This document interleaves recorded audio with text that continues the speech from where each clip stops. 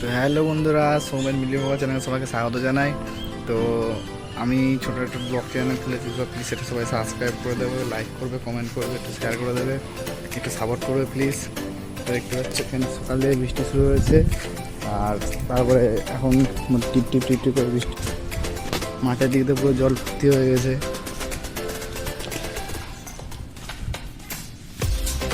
এই দেখতে পাচ্ছ, এটা আমার দাদুদের বাগান একটা।